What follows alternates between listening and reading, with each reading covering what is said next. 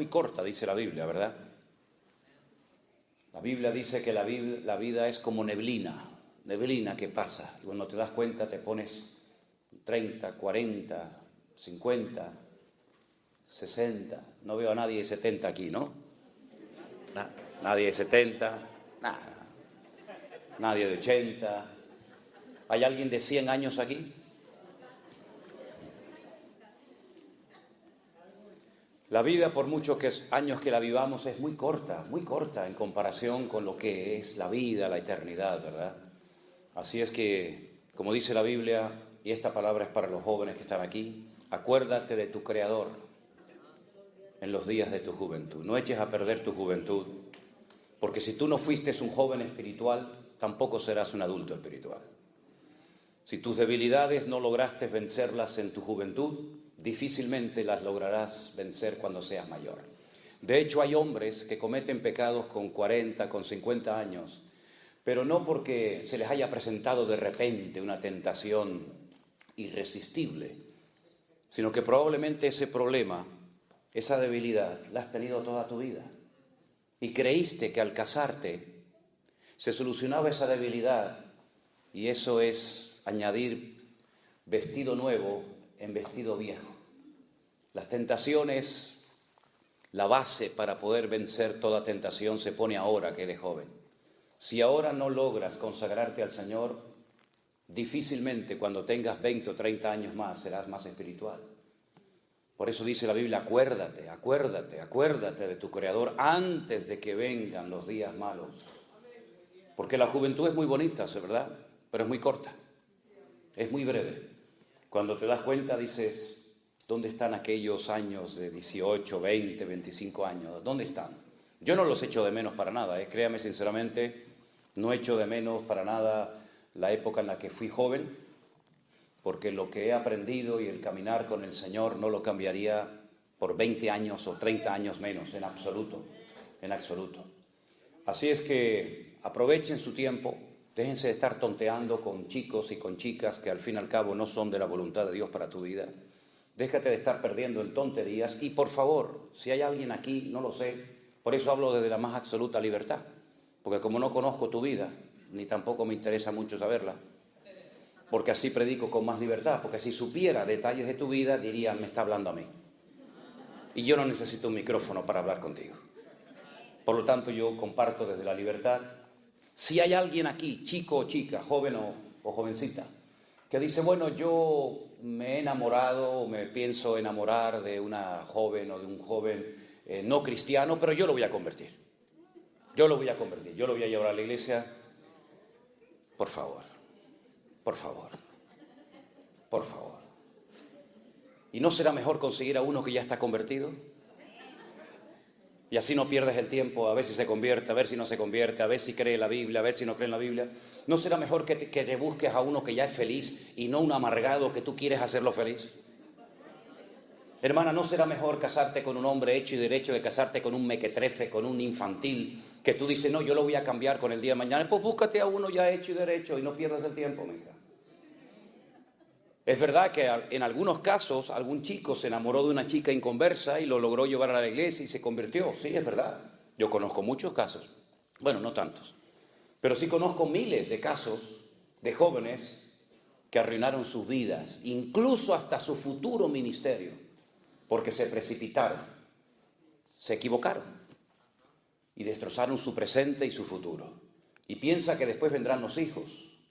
¿Y después qué? ¿Los llevamos a la iglesia católica a misa o los llevamos a la escuela dominical con el papá y con los abuelos? ¿Qué hacemos? Por lo tanto, las decisiones importantes de la vida se suelen tomar ahora. Ahora cuando ponemos la base de lo que va a ser tus próximos 20, 30 años. Por eso ora al Señor, busca. Mira, más vale llorar una semana. Se lo dije hace poco a una muchacha, creo que fue en Las Vegas. Le digo, mira, más vale llorar, en Miami. Más vale llorar una semana que llorar toda una vida. Yo conocí a una muchacha que un día llegó y me dijo si le podía firmar los documentos para ingresar en una escuela bíblica, porque sentía en su corazón que tenía que prepararse para servir al Señor. Y yo se los firmé y bueno, fue a un campamento de jóvenes cristianos y cuando regresó me dice, no voy a ir a estudiar a la escuela bíblica. Y le digo, ¿por qué? Dice, porque he conocido a un chico, bueno, un chico, era un viejo, era mucho más grande que ella, ¿no? Y no voy a ir porque creo que este es el hombre de mi vida. Y le dije, la semana pasada me dijiste que Dios había puesto en tu corazón y que Dios te había llamado para que te prepararas y le sirvieras. Y en tan solo una semana Dios cambió de opinión y te puso en medio a un hombre que no es el hombre de tu vida y lo vas a ver. Bueno, no hubo manera de convencerla, se casó con él, fue la mujer más desgraciada del mundo. Los pocos años que duró con él fueron una tragedia, él le pegaba, él la humillaba, parecía cristiano, en la iglesia era un santo, en la casa era un demonio. Muy atractivo, muy alto, muy no sé qué. Esta chica, cuando la miraba a la cara, agachaba la cabeza porque sabía perfectamente que había destrozado su vida. Un día cuando fue a entrar a su carro, a su coche, al abrir así la puerta, ¡pum!, cayó muerta fulminada en el suelo y ahí quedó su historia. ¿Qué necesidad tenemos de complicarnos la existencia? ¿Qué necesidad tenemos de sufrir toda una vida, verdad? Por haber tomado una decisión equivocada, con el hombre o con la mujer equivocada. Porque esto no es un contrato, esto es un pacto. Incluso como creyentes, seamos honestos, podemos tener incluso problemas en los matrimonios, ¿sí o no? Aún siendo los dos cristianos, aún siendo los dos hijos de Dios y aún yendo los dos a la misma iglesia. Imagínate tú uniéndote en yugo desigual. ¿Quieres convencer a Dios de que el que está equivocado es Él y no tú? ¿Quieres convencer a Dios de eso? Ya desde la antigüedad el Señor le venía enseñando de muchas maneras diferentes al pueblo de Israel que hay cosas en la vida que separadas funcionan, pero como las juntes, como las quieras mezclar, las arruinas. Miren, por ejemplo, la sal y el azúcar. Todos tenemos en casa un bote, un frasco con sal y otro con azúcar. Y por separado funcionan perfectamente. A mí me gusta tanto la sal como el azúcar. La sal es mal para la tensión, sí, pero yo tengo la tensión siempre por el suelo. Mi tensión siempre está por abajo de lo normal. Y mis pulsaciones son, en las noches llego a 38, 40 pulsaciones y durante el día no paso de 54, 55. Es así, toda mi vida ha sido así. Por lo tanto puedo comer toda la sal que me dé la gana. Y azúcar, vas a ser diabético. Un día comí 5 pasteles y me hicieron la prueba del azúcar y no tenía ni el mínimo. Así que puedo comer todos los pasteles que me dé la gana. Una maravilla, ¿no? Pero si usted junta en un mismo frasco azúcar y sal, lo estropea. Lo echas a perder. ¿Para qué sirve? Para nada. Para nada. Por eso el Señor en el Antiguo Testamento le decía a la gente, mira, cuando usted siembre su campo, a los agricultores, ¿verdad? No es como, por ejemplo, no sé aquí en Estados Unidos, pero por ejemplo en España, cuando alguien siembra maíz, entre planta y planta de maíz, por el centro siembra, por ejemplo, papas. Y así aprovecha, ¿no? Eso estaba prohibido en la Biblia. Usted está inutilizando la tierra. Los minerales que extrae la papa o el maíz son diferentes y al final le estás arruinando la tierra. Y por eso incluso hasta la tierra tenía que descansar cada 7 años. No se podían mezclar cosechas, no se podían hacer injertos, no se podía vestir una persona, hombre o mujer, con 2 tipos de materiales diferentes. No te podías vestir con un pantalón de lino y una camisa de lana o un jersey de cualquier otro material. Tenía que ser todo igual, de arriba abajo vestido de lana o de algodón o de poliéster, pero no se podían hacer mezclas. Cuando ibas a arar el campo no se podía coger el yugo, ¿verdad? Ese trozo de madera y ponerlo sobre un buey y al mismo tiempo sobre un mulo o sobre un camello. Dice, no puedes unir yugos desiguales. Y todo eso el Señor los fue enseñando a lo largo de la historia para enseñarnos que hay cosas que mejor no las mezcles. Y Pablo dice, no se puede mezclar luz con tinieblas, porque no son compatibles. Y no sé por qué, pero usted sabe perfectamente, esto lo saben hasta los ateos, hasta los que no creen en Dios, que si usted tiene un saco pongamos de papas, hoy me dio por las papas, mañana hablaré de otra cosa. Si usted tiene un saco de papas y tiene una sola podrida, ¿por qué las 99 sanas no sanan, no cambian a la enferma? No funciona así, no sé por qué. La podrida, aunque sea una sola dentro de 100, termina echando a perder a todas las demás. ¿Qué más quieres que te diga el Señor?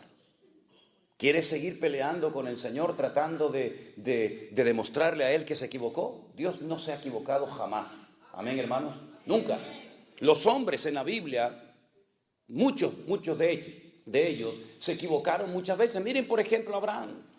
Cuando el Señor le dice a Abraham, vas a ser padre de multitudes. Es un hombre mayor, su esposa es mayor, es estéril, no han tenido nunca hijos, pero el Señor le hizo una promesa en contra de toda posibilidad humana. Pero es que Dios no es un Dios lógico muchas veces, sino rompe la lógica humana. Pasaron 30 años y el hijo no venía. Y entonces su esposa le propone un plan B. En Dios no hay plan B. Cuando dice Dios una cosa, la mantiene. No hay un plan B, otro C, así sucesivamente. La esposa le propone que tenga relaciones con una criada que la trajeron de Egipto. Fíjate, se fueron de Egipto, pero Egipto se metió en la casa. Y entonces, como Abraham era un hombre muy obediente, le dijo a su esposa, sí, mi amor, lo que tú digas. Y mantuvo relaciones con Agar. Se casó con el enemigo. Apostó por el caballo perdedor. Nació un hijo, Ismael. Abraham estaba loco con su hijo, pero Dios le dijo, este no es el plan que yo te dije a ti. Yo te dije a ti que ibas a ser padre con tu legítima esposa y no con esto que no sé de dónde lo han sacado ustedes. Hasta el día de hoy, créanme, hasta el día de hoy seguimos teniendo problemas por aquella mala decisión que tomó Abraham en la antigüedad. Hasta el día de hoy el mundo está de rodillas y más que estará. Porque los descendientes de este Pere Adán, como lo llaman en hebreo, no Adán Pere, no hombre salvaje, sino salvaje hombre, que estará contra todos y todos contra él, hasta el día de hoy las naciones de la tierra, incluida esta nación también, se tienen que postrar ante rodillas ante esta gente por una mala decisión del patriarca Abraham. ¿Te das cuenta? Un gran hombre de Dios, el padre de la fe, el amigo de Dios, se precipitó, tomó una decisión equivocada y repito, hasta el día de hoy estamos viviendo el mundo las consecuencias de una mala decisión. ¿Te das cuenta? David se equivocó, se enamoró, se encaprichó de la mujer equivocada. Mira que tenía todas las que él quisiera, aunque no estaba permitido, pero bueno. Se enamoró de una mujer casada, miró por la ventana, sacó los prismáticos y no había quien lo moviera de ahí arriba. Le dicen, es casada esta mujer. No puedes robarle la única esposa que tiene, uno de tus hombres más fieles. Pero él no hizo caso, él hizo un abuso de su autoridad como rey. Él abusó de su poder como monarca y la manda a llamar, mantiene relaciones con ellas y todos conocemos la historia. El que sea rey no significa que podía hacer lo que le daba la gana. El que seas pastor no significa que puedes hacer lo que te dé la gana. Hay unas normas, hay unas fronteras espirituales, hay unos principios que tenemos que respetar. Y David se los saltó todos. Y durante un año aparentemente nadie se había dado cuenta, o si se habían dado cuenta, nadie se atrevía a decirle al rey, rey, ¿qué ha hecho usted? Betsabé era mujer de Urías, de uno de tus guardas personales. Un hombre que ha librado 1000 batallas, un hombre que se ha jugado la vida por ti y por el reino. Y no solamente esto, sino que viendo que la había dejado embarazada y su marido estaba en el campo de batalla, y ya me dirás a mí cómo se va a quedar embarazada una mujer cuando el marido está a 1000 kilómetros de la casa, por telepatía, ¿no? David dice, bueno, no hay problema, lo eliminamos. Como dice el refrán, matando al perro, matamos la rabia. Mató a Urías, se frotó las manos y dijo, wow, a disfrutar de la vida. Me salí con la mía, me salió el plan redondo. Le robé la mujer, maté al marido, me la llevo a mi casa y aquí no ha pasado nada. Al año, lo que pasó desapercibido ante los ojos de Dios, de los hombres aparentemente, no pasó desapercibido ante los ojos del Señor. Y el profeta Natán llegó y le dijo, tú eres ese hombre, después de aquella historia, ¿verdad?, que todos conocemos. ¿Te das cuenta cómo tarde o temprano la vida te va a pasar la factura? ¿Y qué necesidad tienes de pagar lo que tú no rompiste o lo que sí rompiste? Por eso piensa bien lo que vas a hacer, lo que estás haciendo con tu vida. Porque repito, más vale llorar una semana, un mes, que llorar toda tu vida. Hay mujeres, hay hombres que han quedado tocados para toda su vida por una mala decisión. Créeme, es así. Han quedado heridos, Han quedado lastimados con su herida abierta y después de años todavía aún no se han logrado recuperar. El Señor, cuando nos da una orden en su palabra, no es para que lo pases mal, al contrario, es para evitarte sufrimientos innecesarios, porque ya tenemos bastante con los sufrimientos necesarios que tenemos que pasar, como para meternos en líos y en enredos y sufrir por lo que nunca teníamos que haber sufrido. Hay batallas en la vida que tendremos que pelear. ¿Amén, hermanos? Hay batallas que tendremos que pelear. Pablo decía, yo he peleado la buena batalla, no la mala. Hay batallas en las que mejor no te metas, porque puedes terminar perdiendo tu vida o arrastrando a tus hijos, arrastrando a tus amigos y familiares al terreno equivocado. David iba a las batallas que el Señor le decía que fuera y obtenía victorias porque eran las batallas de Dios. Y él iba con el respaldo y el favor de Dios. Pero Jonatán, su íntimo amigo, fue un día a una batalla que nunca tenía que haber ido, jamás. Porque él sabía perfectamente que él no tenía que apoyar más a su padre, porque ya ni siquiera Dios lo apoyaba. ¿Y por qué voy a apoyar? ¿Por qué voy a respaldar, incluso hasta con mi presencia, algo donde Dios ya no está? Dios le dijo al profeta Samuel, no ores más por él. Lo he desechado, no me sirve. Es un desobediente de pies a cabeza. Búscate a otro hombre, búscame un hombre conforme a mi corazón.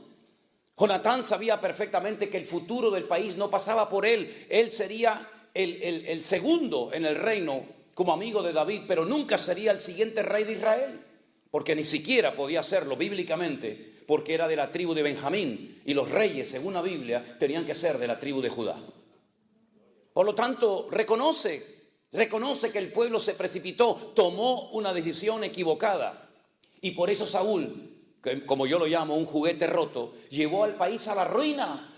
A la ruina. La gente estaba hundida en impuestos, en miseria, en pobreza, en depresión, en desánimo terrible. Preferían irse a una cueva a meterse con un pastor de ovejas, la cueva de Adulán, donde estaba David, que estar apoyando a Saúl. Pero su hijo, sabiendo que él no va a ser el rey de Israel, se va a pelear contra los filisteos. Y entonces dice la Biblia que ese día cayó muerto en el campo de batalla.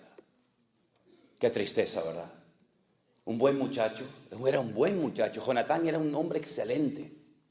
David llegó a amarlo y a respetarlo tanto que llegó a decir algo que los degenerados, los impuros, tuercen. Como dice la Biblia, que los inconversos tuercen las escrituras para su perdición. David, cuando se entera de que ha caído en el campo de batalla su íntimo amigo Jonatán, llora a gritos. Se rasga las vestiduras y dice, Jonatán, Jonatán, amigo mío, que tu amor me fue más dulce que el de las mujeres. Lloró por su amigo Jonatán porque murió en un lugar equivocado, apoyando a alguien que nunca tenía que haber apoyado, ni siquiera juntarse con él. Y murió por pelear una mala batalla.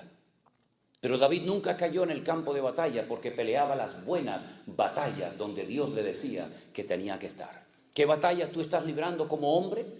¿Qué batalla tú estás librando como mujer, como madre, como hijo, como esposa? ¿Qué batalla estás librando? ¿Es una batalla buena? ¿Es una batalla necesaria por la cual tienes que pasar? Bueno, gloria a Dios. Dios te va a dar la fortaleza. Él es tu pronto auxilio en las tribulaciones. Por tanto, no temeré lo que me pueda hacer el hombre. Aunque un ejército acampe contra mí, no temerá mi corazón, porque tú eres mi luz y mi salvación. Caerán a mi lado 1000, 10.000 a mi diestra, mas a mí no llegará. En esas buenas batallas puedes contar con el favor y el respaldo de Dios. Pero en las malas batallas, donde tú te has metido por tu mala cabeza, por no haber consultado previamente con el Señor, puedes llegar a terminar perdiendo lo más valioso que tienes, tu alma, la vida eterna. ¿Y de qué sirve que ganes todo el dinero y todo el oro del mundo si pierdes tu alma? La Biblia llama al hombre que perdió su alma necio.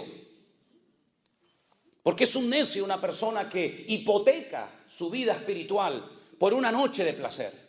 Es un necio una persona que cree que por pecar esa noche y salir con la suya e incluso llevarle la contraria a Dios sabiendo que está desobedeciendo al Señor, va a ser bendecido. Jamás el desobediente será bendecido por Dios. Nunca, nunca. El desobediente, dice la Biblia que Dios lo compara con un espiritista. Una persona que consulta los espíritus Entra en el mundo tenebroso de las tinieblas para manipularlo y ponérsela a su favor. Dice, la desobediencia es como pecado de adivinación. Se lo dijo el Señor a través de Samuel al rey Saúl. Porque el desobediente es un manipulador. Siempre tiene una respuesta. Siempre tiene una excusa. Sí, pero, bueno, hay pecados peores, mamá. En la iglesia hay muchos hipócritas. Y por eso, como hay muchos hipócritas en la iglesia, ¿tú tienes licencia para pecar? Como le dijo el Señor a Job, ¿me vas a condenar a mí para justificarte tú?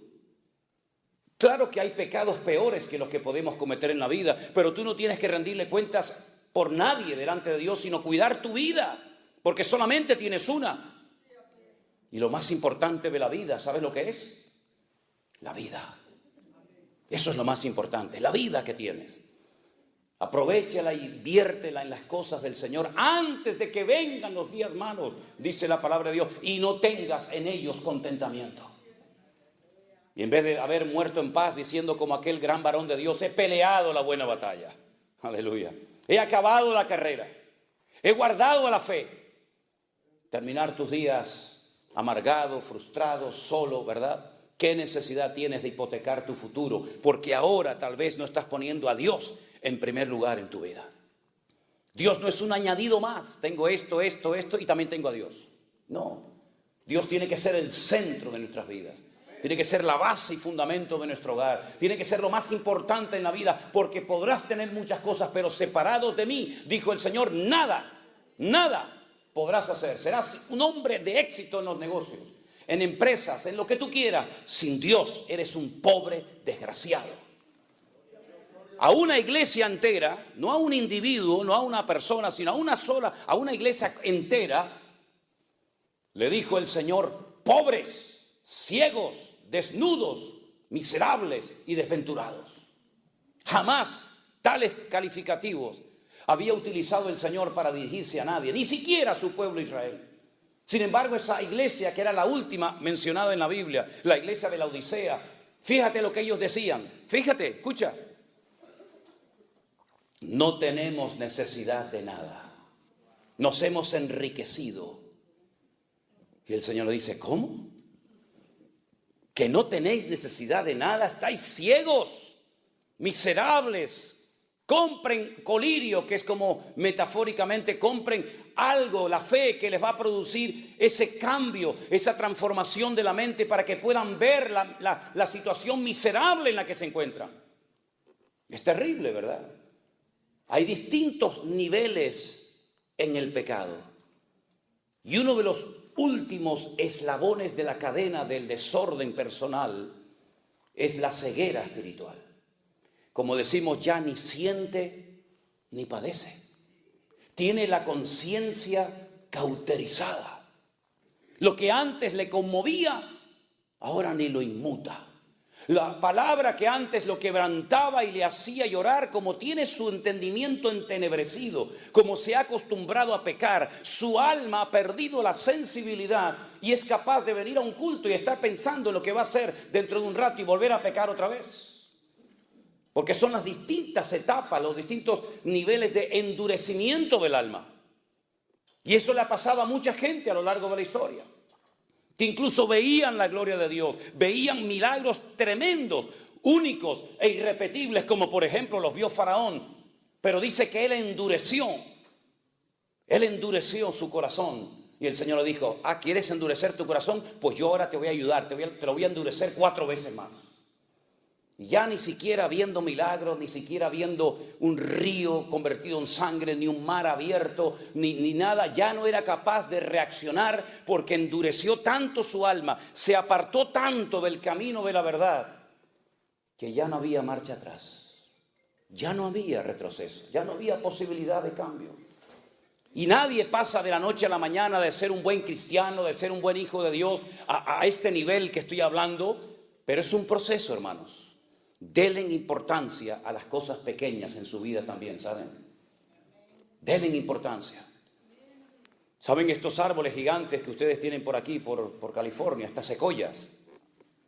En una ocasión se cayó una de ellas, apareció tumbada en el camino. Y la gente dijo, ¿qué ha pasado con este árbol milenario? Este árbol que ha sido el orgullo de toda esta comarca. Y la gente venía de todas partes del mundo a sacarse fotografías. Ayer no hubo tormentas, no hubo un viento huracanado, no hubieron rayos, relámpagos, sino ¿qué pasó? La gente se preguntaba. Bueno, vinieron unos expertos y extrajeron trozos de madera de su interior. Y cuando los analizaron en el laboratorio, llegaron a la siguiente conclusión. El árbol por fuera parecía muy lindo, pero el árbol por dentro estaba podrido. Las termitas habían hecho su trabajo y lo habían comido y comido y comido y comido. No se veía el problema interno que tenía. Por fuera era todo fachada y apariencia, hasta que una mañana cayó. Guarda tu corazón, porque de él fluye la vida. Guarda tus ojos, y si te son tropiezo, arráncatelos.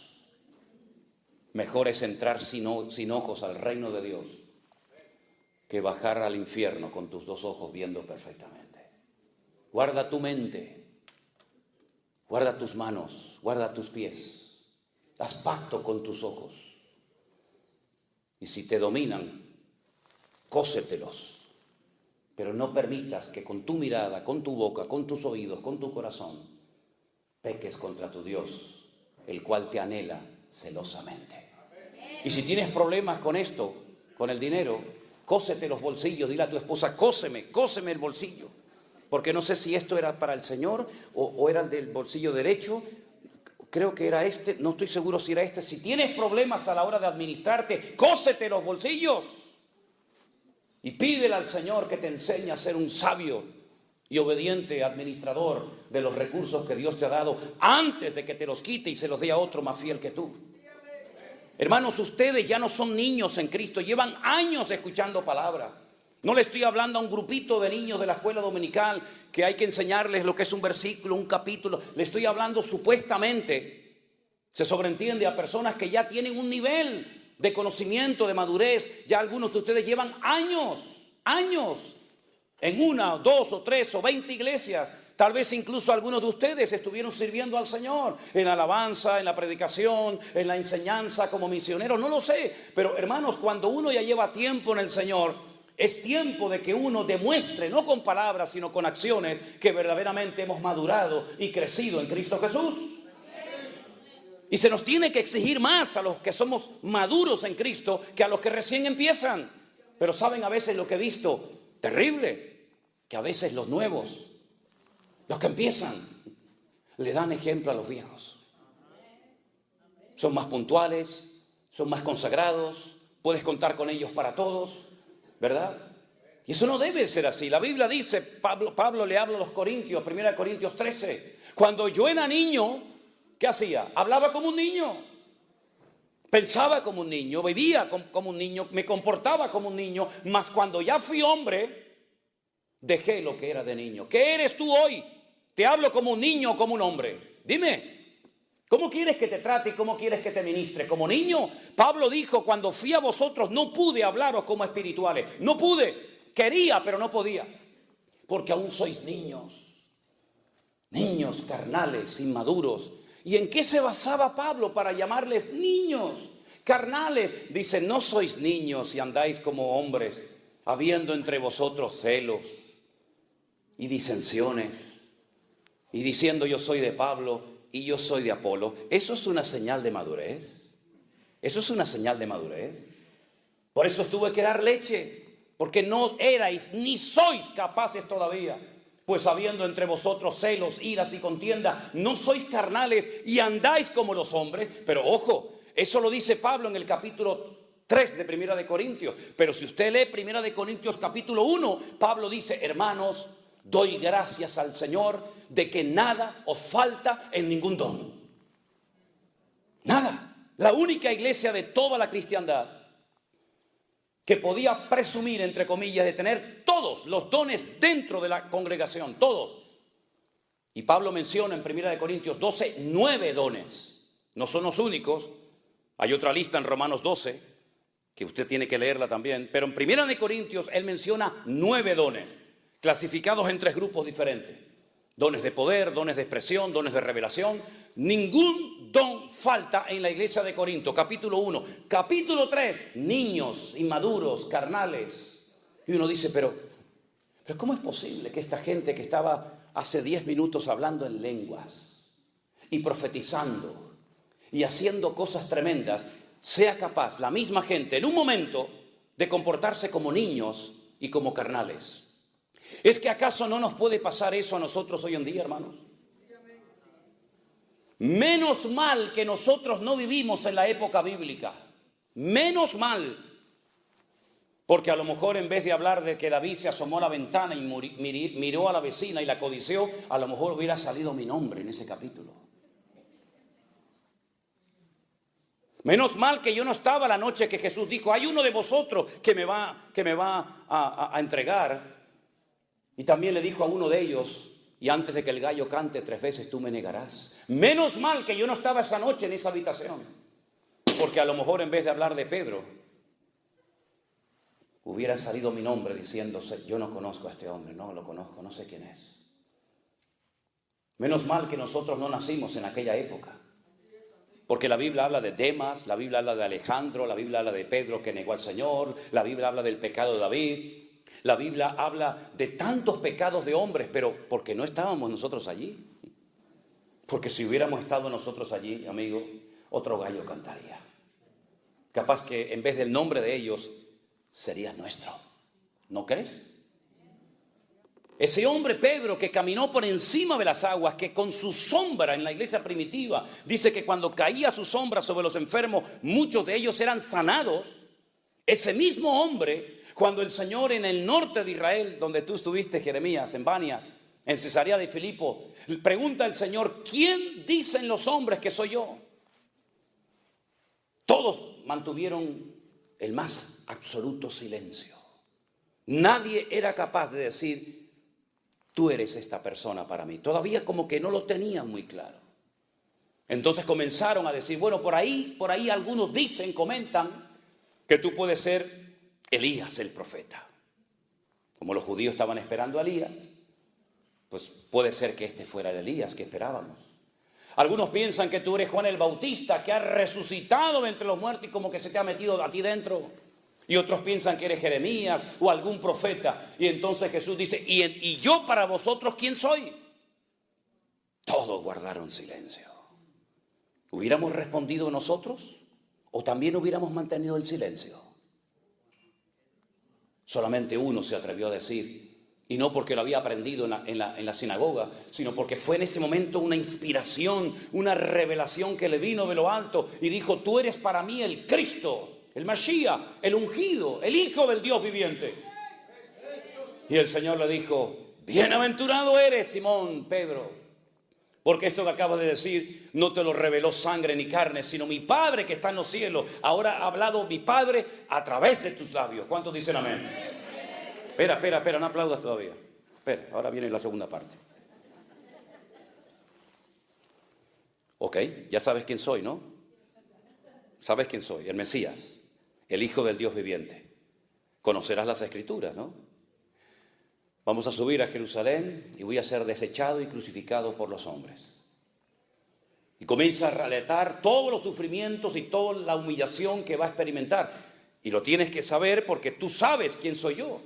En el momento en el que Pedro, que seguramente infló el pecho como el pavo real, mira lo que me acaba de decir el Señor. En el momento en el que Pedro se entera que van a matar a su Señor, que van a crucificar a su Maestro, automáticamente el mismo Pedro, recién felicitado por el Señor, recién alabado por el Señor, públicamente dice, no, espera, aguanta, no, de ninguna manera. ¿Cómo que te van a matar? Y yo que he dejado mi casa, mis barcas, mis redes, mi familia, mis amigos, yo que le he hablado a mis vecinos de que he encontrado al camino, a la verdad, a la vida, al autor de la vida, al consumador de la fe, yo que me la he jugado por ti, de ninguna manera, en absoluto. Yo no voy a permitir que te lleven a la cruz. Y el mismo Señor Jesucristo que recién lo acababa de alabar, ahora dice, apártate de mí, Satanás. Aplaude ahora si quieres. Ay, amigo. Satanás lo llamó en público. Imagínense si yo en esta mañana a uno de ustedes cuando me dice algo le digo, apártate de mí, Satanás. Se acabó mi ministerio en San Francisco. Este hombre no tiene amor. Si a veces digo 4 cosas y la gente dice, uy, qué duro habla, y se asustan como si fuera un coco. Imagínate si le dijera a alguno de ustedes, apártate de mí, Satanás. Imagínense, pues lo tuvo que oír. El mismo hombre que fue utilizado para alabar al Señor, para reconocer públicamente quién era, el mismo personaje ahora le dice, hablando Satanás por sus labios, no vayas a la cruz a morir. ¿Saben lo que le está diciendo? Si no hay cruz, no hay gloria. Si no hay cruz, no hay perdón de pecados. Si no hay cruz, no hay resurrección de los muertos. Si no hay cruz, no hay segunda venida. Si no hay cruz, no hay milenio. Si no hay cruz, no hay nueva Jerusalén. Si no hay cruz, no hay nada. Por lo tanto, ¿sabes lo que estás diciendo? Estás impidiendo que más de 150 profecías se cumplan, Pedro. Estás frenando la palabra. Estás haciendo una piedra de tropiezo en la historia bíblica, en la revelación profética. ¿Sabes lo que significa que yo no vaya a la cruz a morir? Y entonces, ¿cómo queda la humanidad? Ya no hay posibilidad de salvación. No hay nadie en el cielo, ni en la tierra, ni aún debajo de la tierra que pueda morir por ustedes. No hay otro. Solamente soy yo. Si yo no muero por ustedes, tú te vas al infierno de cabeza. Y los que murieron esperando salvación se van a condenar eternamente. Y los que nazcan en las próximas generaciones no tendrán futuro ni esperanza si yo no pago el precio en la cruz del Calvario. Por lo tanto, no eres tú, Pedro, el que estás hablando ahora. Es el mismísimo Satanás. Porque Satanás sabía y sabe y sabrá siempre que el fracaso más grande de él fue la muerte del Señor Jesucristo. Porque él sabe perfectamente que se acabó su poder, se acabó su autoridad. ¿Dónde está, oh muerte, tu aguijón, y dónde, oh sepulcro, tu victoria? Satanás es un ser vencido, derrotado. No entiendo cómo hay muchos creyentes que aún le tienen miedo al diablo y lo ven por todas partes. Yo veo a mi Dios por todas partes. Yo veo al Señor en los pájaros, veo al Señor en el sol, en la luna, en el amanecer. Lo veo aquí en esta mañana con nosotros. ¡Gloria a Dios! Satanás me tentó, Satanás me empujó, Satanás no sé qué. Cállense, por favor, hablen de Cristo, el que te ha redimido, el que te ha comprado, y no de un ser derrotado, amargado y frustrado por la eternidad. Apláudale a Él ahora, si quieres, aleluya. Él es el que tiene el poder, Él tiene la autoridad. Al tercer día, cuando fue aquella mujer llorando, diciendo, ¿y cómo muevo la piedra? ¿Y cómo lo vuelvo a ungir? ¿Y cómo lo vuelvo a abrazar? Aunque esté muerto, prefiero verlo muerto que... Y cuando llegó y lloraba, alguien le dijo, no busques entre los muertos, no llores más, ya se acabaron las lágrimas, No busques entre los muertos al que vive, porque ha resucitado de los muertos. Y cuando vamos a Jerusalén, uno de los lugares tal vez más importantes que visitamos es sin lugar a dudas, ¿verdad? La tumba vacía. Nunca me olvidaré cuando una hermana me dice, pastor, ¿y qué venimos a ver aquí? Digo, aquí, nada. Aquí, nada. Gloria a Dios que no venimos a ver nada. Porque por ahí están los famosos enterrados y la gente va en peregrinación a ver sus tumbas y a ponerle flores. Gloria a Dios que no hay tumba llena del cuerpo de los huesos de Jesús, sino que Él venció a la muerte y demostró que era lo que dijo Pedro, tú eres el Cristo, el Hijo del Dios viviente. ¡Aleluya! Él está vivo. Por lo tanto, mis queridos hermanos, pensemos lo que vamos a hacer con nuestras vidas. Lo he dicho muchas veces cuando yo oí esto por primera vez en mi vida. Y oí a aquel hombre, aquel predicador que decía, Él murió por ti, Él resucitó al tercer día. Yo decía, Dios mío, si esto es verdad, si lo que este hombre está diciendo es verdad, yo se lo tengo que contar a todo el mundo. ¿O es que acaso meten todos los días a un señor, después de haberlo humillado, maltratado y crucificado, en un sepulcro, y a las 72 horas sale caminando como si nada? Eso no ha pasado nunca en la historia, jamás. Es decir, que ni los romanos, ni Pilato, ni Herodes, ni Anás, ni Caifás, ni el infierno, ni nadie pudo detener que él saliera de la tumba. Yo decía, Dios mío, si lo que este hombre está diciendo es verdad, se lo voy a contar a todos mis amigos. Se lo voy a contar a todos mis familiares, hasta a mis enemigos se lo voy a contar. Porque esto es el mensaje más grande que jamás en la vida un ser humano puede contar. No hay ningún mensaje político, ningún mensaje de ninguna índole que se pueda comparar con este mensaje. Y por eso, al poco tiempo, el Señor me llamó a su obra.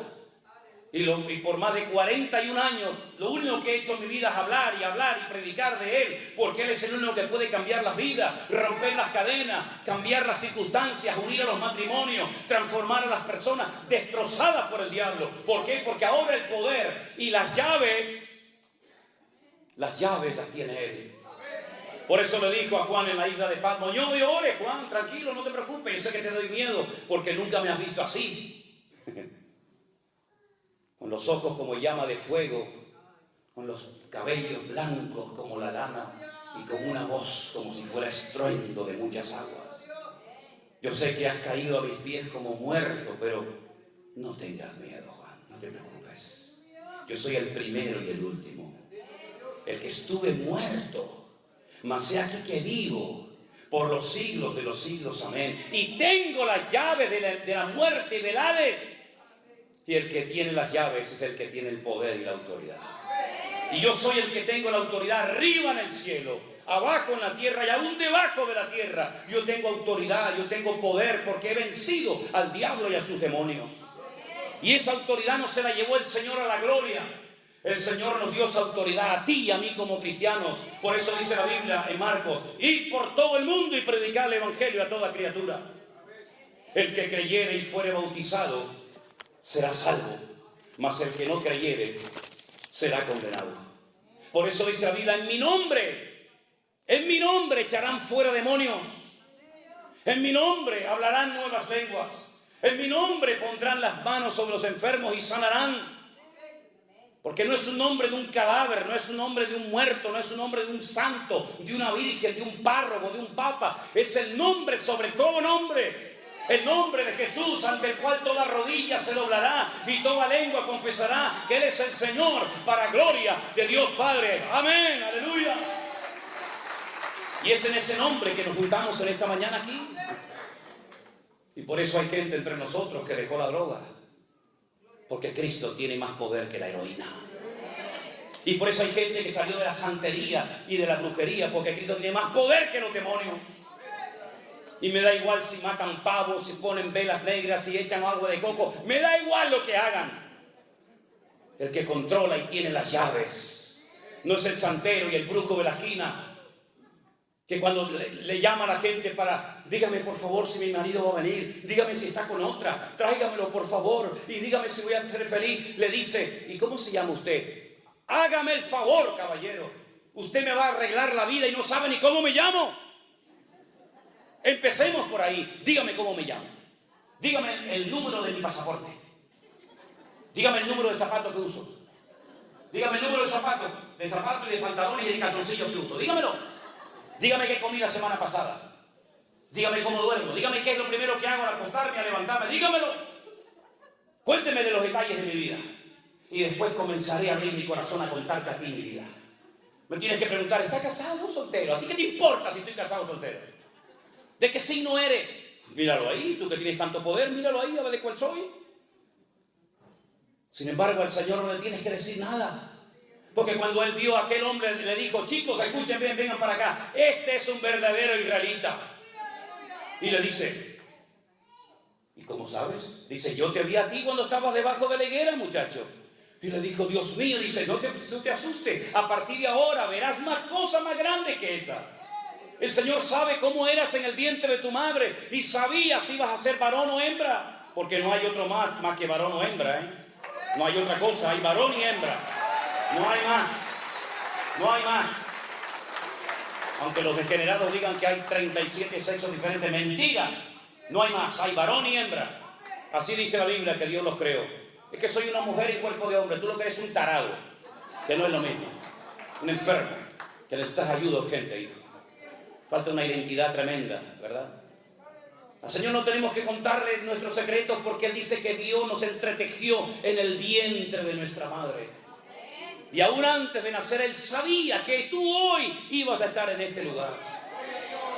Y te capacitó para que fueras una persona que viviera siempre como cabeza y no como cola. arrastrándote por la vida, sino de victoria en victoria, de gloria en gloria, de triunfo en triunfo y de bendición en bendición. Ese es nuestro Dios. Vendrán luchas y dificultades, da igual, mayor es el que está en mí que el que viene contra mí. Pablo decía, le voy a dar una lista de todo lo que yo he superado en la vida. Mira, ángeles, principados, potestades, lo presente, lo porvenir, lo alto, lo bajo, lo presente, lo futuro. Ninguna de estas cosas jamás nos podrá separar del amor de Dios que es en Cristo Jesús, Señor nuestro. Antes bien, en todas estas cosas somos más que vencedores. Hemos sido creados por Dios con amor, con mimo, con cariño. Aprende a respetarte, hombre. Aprende a valorarte. Dios te hizo así como tú eres. Y el día que tus padres tuvieron relación, 5, 6, 7, 8, 9, 10 millones, depende, podían haber nacido antes que tú. Pero ¿saben qué? Yo llegué primero. ¿Me están entendiendo? Yo no sé dónde se quedaron los 9 millones, ni me interesa. Pero yo sé que cuando era una cosa así, con un rabo que parecía una lagartija más que un ser humano, yo le gané a todos. Y mi Dios permitió que yo llegara allí donde tenía que llegar. Y si antes de conocerlo a Él, si antes de tener el Espíritu Santo dentro de mi cuerpo, si antes de haber sido redimido y comprado por la sangre de Jesús, si antes de tener mi nombre inscrito en el libro de la vida, le gané a 9 millones o a 10 o a lo que fuera, ¿cuánto más ahora que el Señor está con nosotros como poderoso gigante y nadie nos podrá separar del amor de Cristo?